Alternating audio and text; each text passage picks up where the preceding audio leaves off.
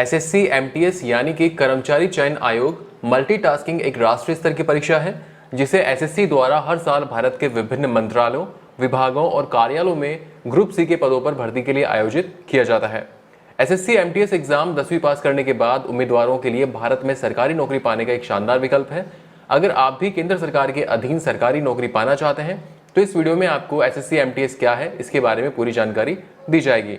तो चलिए बात करते हैं कि एसएससी एमटीएस क्या है।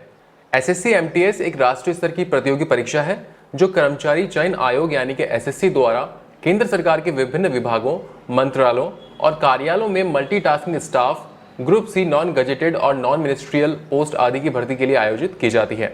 इस परीक्षा में चयनित उम्मीदवारों को चपरासी, चौकीदार, सफाई और माली आदि काम करना होता है। चलिए बात करते हैं एसएससी एमटीएस के लिए आपके एलिजिबिलिटी क्राइटेरिया के बारे में। तो यहाँ पर सबसे पहले हम बात करेंगे आपकी नागरिकता के बारे में यानी कि आपकी सिटीजनशिप के बारे में। तो दोस्तों आपको बता दें कि एसएससी एमटीएस के लिए अप्लाई करने के लिए आपको भारत का नागरिक होना जरूरी है।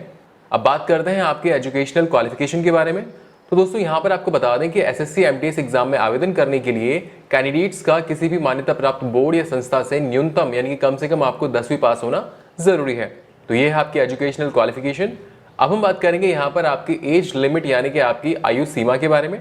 तो दोस्तों एसएससी एमटीएस परीक्षा में आवेदन करने के लिए कैंडिडेट्स की एज 18 साल से लेकर 25 साल के बीच होना जरूरी है, जबकि कुछ आरक्षित वर्ग को इसमें कुछ छूट भी दी जाती है। तो चलिए जानते हैं कि यहाँ पर कौन कौन से कैटेगरी वाले कैंडिडेट्स को कितनी छूट दी जाती है। तो वो कैंडिडेट्स जो कि एससी या फिर एसटी कैटेगरी से बिलोंग करते हैं तो ऐसे कैंडिडेट्स को यहाँ पर उम्र में 5 साल तक की छूट दी जाती है, और वो कैंडिडेट्स जो कि ओबीसी कैटेगरी से बिलोंग करते हैं तो ऐसे कैंडिडेट्स को 3 साल तक की छूट दी जाती है। और ऐसे कैंडिडेट्स जो कि फिजिकल हैंडीकैप कैंडिडेट्स हैं जो कि जनरल कैटेगरी से बिलोंग करते हैं तो ऐसे कैंडिडेट्स को यहाँ पर 5 साल तक की छूट दी जाती है। और वो फिजिकल हैंडीकैप कैंडिडेट्स जो कि ओबीसी कैटेगरी से बिलोंग करते हैं तो यहाँ पर आपको उम्र में 8 साल तक की छूट दी जाती है। और वो फिजिकल हैंडीकैप कैंडिडेट्स जो कि एससी या फिर एसटी कैटेगरी से बिलोंग करते हैं तो यहाँ पर आपको उम्र में 10 साल तक की छूट दी जाती है। अब हम बात करेंगे एक्स सर्विसमैन के बारे में कि आपको उम्र में कितनी छूट दी जाती है। तो वो एक्स सर्विसमैन जो कि ओबीसी कैटेगरी से बिलोंग करते हैं तो यहाँ पर आपको उम्र में 3 साल तक की छूट दी जाती है। और वो एक्स सर्विसमैन जो कि एससी या फिर एसटी कैटेगरी से बिलोंग करते हैं तो यहाँ पर आपको उम्र में अधिकतम 8 साल तक की छूट दी जाती है।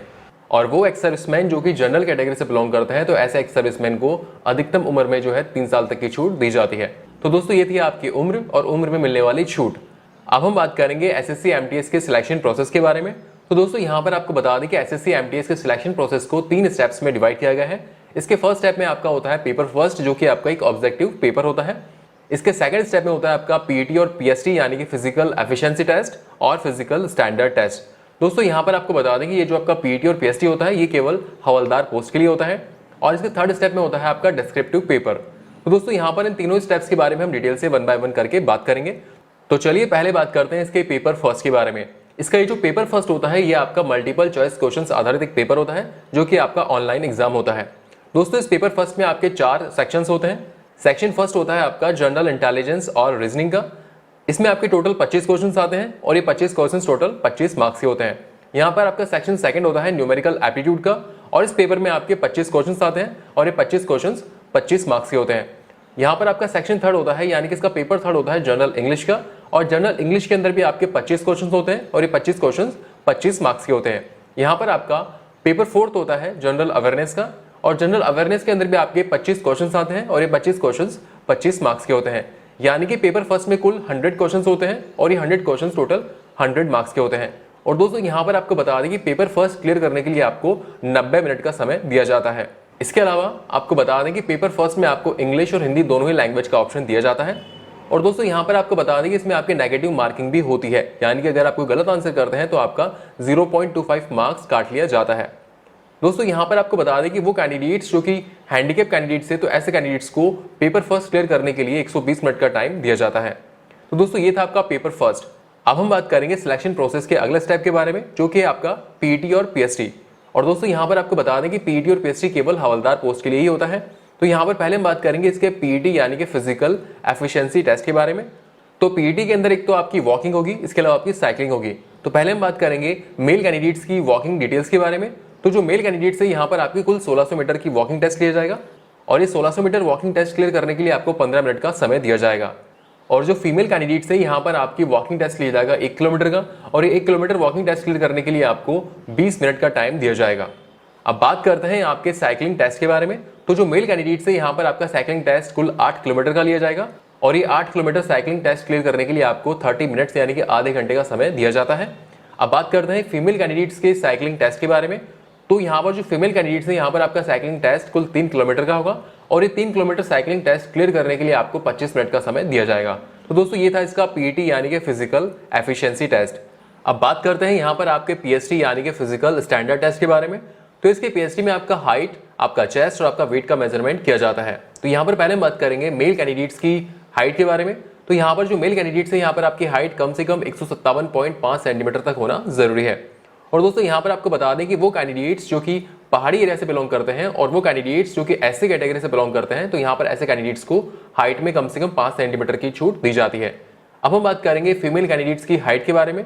तो यहाँ पर आपको बता दें कि फीमेल कैंडिडेट्स की हाइट कम से कम 152 सेंटीमीटर तक होना जरूरी है, और वो फीमेल कैंडिडेट्स जो कि पहाड़ी एरिया से बिलोंग करती हैं या फिर अगर आप एसटी कैटेगरी से बिलोंग करती हैं, तो यहाँ पर आपको हाइट में कम से कम 2.5 सेंटीमीटर तक की छूट दी जाती है। अब हम बात करेंगे यहाँ पर आपके चेस्ट के क्राइटेरिया के बारे में। तो दोस्तों यहाँ पर आपको बता दें कि चेस्ट का मेजरमेंट केवल मेल कैंडिडेट्स का ही लिया जाता है, फीमेल कैंडिडेट्स का यहाँ पर ऐसा कोई टेस्ट नहीं होता है। तो चलिए बात करते हैं मेल कैंडिडेट्स के चेस्ट के क्राइटेरिया के बारे में। तो यहाँ पर जो आपका चेस्ट है वो कम से कम 76 सेंटीमीटर का होना जरूरी है, और उसमें कम से कम 5 सेंटीमीटर तक का फुलाव होना जरूरी है। चलिए बात करते हैं आपके वेट के क्राइटेरिया के बारे में। तो दोस्तों यहाँ पर आपको बता दें कि आपका वेट आपकी हाइट और आपकी एज के अकॉर्डिंग रहेगा। तो दोस्तों ये था आपका पीएसटी यानी कि फिजिकल स्टैंडर्ड टेस्ट। चलिए बात करते हैं यहाँ पर आपके पेपर सेकंड के बारे में, यानी कि इसके सिलेक्शन प्रोसेस के थर्ड स्टेप के बारे में, जो कि आपका एक डिस्क्रिप्टिव टेस्ट होगा। दोस्तों यहाँ पर आपको बता दें कि पेपर सेकंड में आपका शॉर्ट ऐसे और लेटर राइटिंग टेस्ट होगा, और आपको बता दें कि शॉर्ट ऐसे और लेटर राइटिंग दोनों ही 25-25 मार्क्स के होंगे, यानी कि कुल मिलाकर ये टेस्ट आपका 50 मार्क्स का होगा। और दोस्तों आपको बता दें कि पेपर सेकंड क्लियर करने के लिए आपको कुल 45 मिनट का समय दिया जाएगा, और वो कैंडिडेट्स जो कि फिजिकल हैंडीकैप कैंडिडेट्स हैं, तो ऐसे कैंडिडेट्स को पेपर सेकंड क्लियर करने के लिए कुल 60 मिनट का टाइम दिया जाएगा। चलिए बात करते हैं एसएससी एमटीएस के सिलेबस के बारे में। तो यहाँ पर सबसे पहले बात करेंगे जनरल इंटेलिजेंस और रीजनिंग सब्जेक्ट के सिलेबस के बारे में। तो इस सब्जेक्ट में आपका number and alphabetical series, coding and decoding, analogy, odd one out, syllogism, direction sense, ranking, non verbal जिसमें कि आपका paper folding and cutting, mirror image, embedded और कंप्लीट द इमेज, और काउंटिंग फिगर। इसके अलावा यहाँ पर आपका रहेगा blood relations, matrix, mathematical calculations और words order according to the dictionary. अब बात करते हैं न्यूमेरिकल एप्टीट्यूड सब्जेक्ट के सिलेबस के बारे में। तो इसके अंदर आपका रहेगा नंबर सिस्टम, एचसीएफ और एलसीएम, इसके अलावा परसेंटेज एंड एवरेज, इसके अलावा time and work, profit and loss, ratio, mixture and allegation, time, speed और डिस्टेंस, इसके अलावा CI and SI, geometry, mensuration, trigonometry, DI और अलजेब्रा।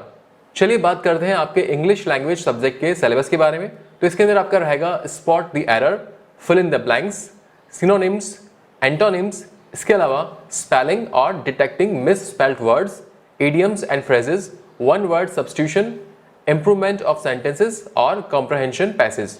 चलिए बात करते हैं जनरल अवेयरनेस सब्जेक्ट के सिलेबस के बारे में। तो इसके अंदर आपका रहेगा current affairs, India and its neighbouring countries, scientific research, static, GK, इसके अलावा sports, history, culture, geography, economic science, general polity including Indian constitution. तो इस तरीके से ये हो गया आपका सिलेबस। चलिए बढ़ते हैं आगे और बात करते हैं कि एसएससी एमटीएस के अंतर्गत कौन कौन से काम आते हैं। तो दोस्तों आपको बता दें कि एसएससी एमटीएस के अंतर्गत चौकीदारी या फिर वार्ड ड्यूटी करना, बिल्डिंग तथा उसके आसपास के एरिया की साफ सफाई करना, कार्यालय की सफाई करना, इसके अलावा फोटोकॉपी करना, फैक्स करना, इसी तरीके से पार्क, पौधों, कमरों का ध्यान रखना। इसके अलावा अगर आपके पास आईटीआई का डिप्लोमा है या उससे संबंधित कोई योग्यता है तो उससे संबंधित काम करना।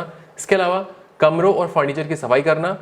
इसके अलावा अपने से ऊपर पद के अधिकारी के निर्देशों का पालन करना। तो दोस्तों ये वो कुछ काम थे जो कि आपको एसएससी एमटीएस के अंतर्गत करने होते हैं। चलिए बात करते हैं एसएससी एमटीएस की सैलरी के बारे में। तो दोस्तों एसएससी एमटीएस को 7 पे कमीशन के अकॉर्डिंग 18,000 रुपए से लेकर 22,000 रुपए तक आपका सैलरी होता है। इसके अलावा यहाँ पर आपको 1,800 रुपए ग्रेड पे भी दिया जाता है।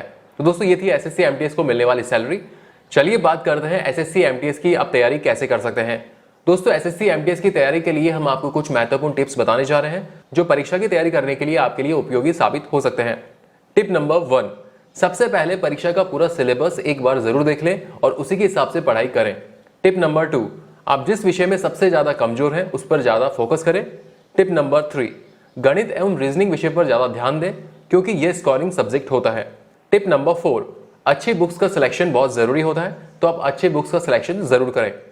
टिप नंबर 5, आप किसी अच्छे कोचिंग सेंटर या फिर इंस्टीट्यूट को भी ज्वाइन कर सकते हैं। टिप नंबर 6, पिछले साल के क्वेश्चन पेपर को जरूर हल करें। टिप नंबर 7, नियमित प्रैक्टिस सेट या फिर आप मॉक टेस्ट दे सकते हैं, इससे आपकी स्पीड बढ़ेगी और आपको आपकी तैयारी का पता चल जाएगा।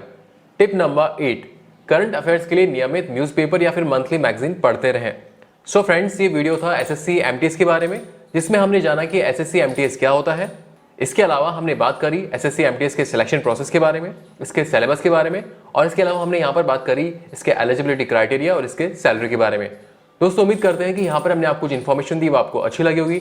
अगर आपको वीडियो अच्छा लगा हो तो इस वीडियो को लाइक और अपने दोस्तों के साथ शेयर जरूर करें, और फ्यूचर में इस चैनल पर इसी तरह के यूजफुल वीडियोस देखने के लिए चैनल को सब्सक्राइब करके बेल आइकन जरूर दबाएं, जिससे आपको ऐसे ही यूजफुल वीडियोस के अपडेट्स मिलते रहें। So thank you for watching our video. जय हिंद।